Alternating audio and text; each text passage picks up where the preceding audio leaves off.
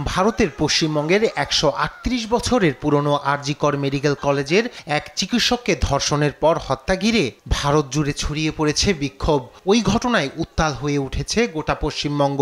বুধবার কলকাতার রাজপথ সহ পশ্চিমবঙ্গের সমস্ত জেলায় ছিল নারীদের রাত দখলের অভিযান। স্বাধীনতা দিবসের আগের দিন রাজ্য জুড়েই রাত দখলে সামিল হন রাজ্যের নারীরা। এই ক্ষোভের রোষ অনেকটাই পড়েছে রাজ্যটির মুখ্যমন্ত্রী মমতা বন্দ্যোপাধ্যায়ের ওপর। এমন পরিস্থিতিতে দেখা দিয়েছে পশ্চিমবঙ্গে বাংলাদেশের মতো পরিস্থিতি সৃষ্টির আশঙ্কা। আর সেই প্রসঙ্গ টেনেই বেশ কিছু কথা বলেছেন রাজ্যটির মুখ্যমন্ত্রী মমতা বন্দ্যোপাধ্যায়। বুধবার বেহালায় প্রাক স্বাধীনতা দিবসের অনুষ্ঠানের আলোচনায় এসব কথা বলেন তিনি। ভাবছেন বাংলাদেশে একটা ঘটনা ঘটে গেছে, আমরা সেটাকে টেনে এনে যদি ক্ষমতা দখল করতে পারি। আমি বলি, আমি ক্ষমতার মায়া করি না। আমি মনে করি যতদিন বাঁচব মানুষের সেবা করে যাব, মানুষকে জাস্টিস দিয়ে যাব। যার জন্যই আমি ফাঁসির দাবি করেছিলাম এবং আমাদের পুলিশদের দিয়ে অনেক কাজ করিয়েছিলাম।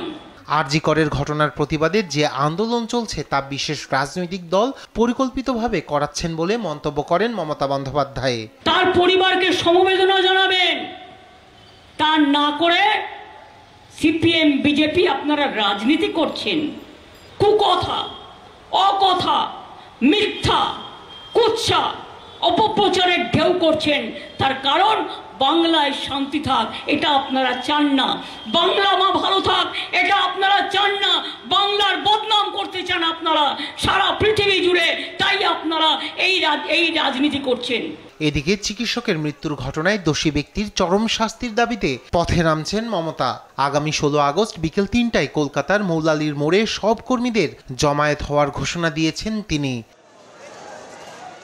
রায়হান কবির শুভ্র, নিউজ ডেস্ক, দেশ টিভি।